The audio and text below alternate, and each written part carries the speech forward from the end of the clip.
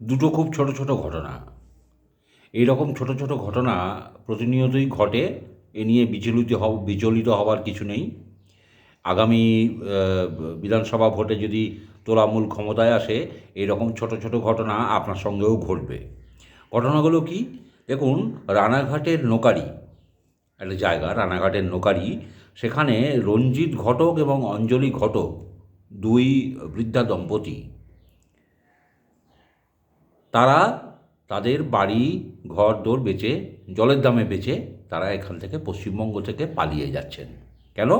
না, সেখানে দীপঙ্কর মোদক নামের এক যুব তৃণমূল নেতার হুমকি ধমকি, ভয়।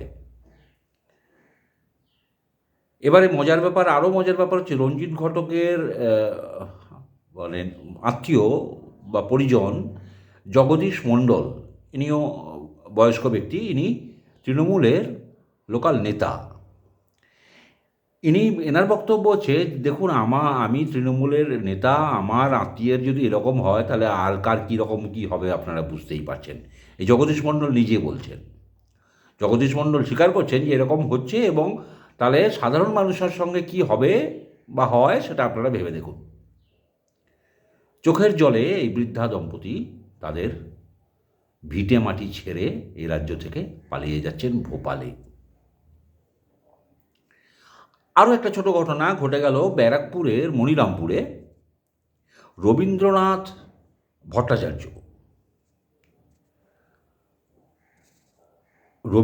ভট্টাচার্য, কাউন্সিলর, তিনি তুলসীচরণ অধিকারী, এক ৮০ থেকেও বেশি বয়সের এক বৃদ্ধকে মেরে ফেললেন লাথি মেরে।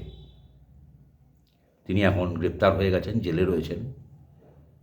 কিন্তু তার বক্তব্য হচ্ছে, আমি মারিনি, ও শরীর খারাপ ছিল, নিজেই মরে গেছে। উল্টে ওই আমার কলার ধরেছে, আমাকে মেরেছে। ধরুন, একটা ৮০ বছরের ব্যক্তি যে কিছুক্ষণ পরে মারা যাবে, মুমূর্ষু ব্যক্তি তার মানে, সেই লোকটা একটা কাউন্সিলরের কলার ধরে তাকে মারতে পারে, আপনাদের মনে হয়? হতেই পারে। আমাদের কিছু এই নিয়ে বক্তব্য না রাখাই ভালো।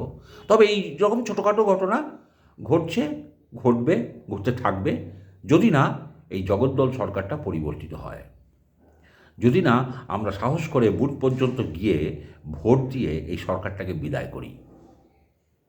আপনারা ভেবে দেখবেন আপনার কর্তব্য কী, সেটা আপনি ঠিক করে নিন।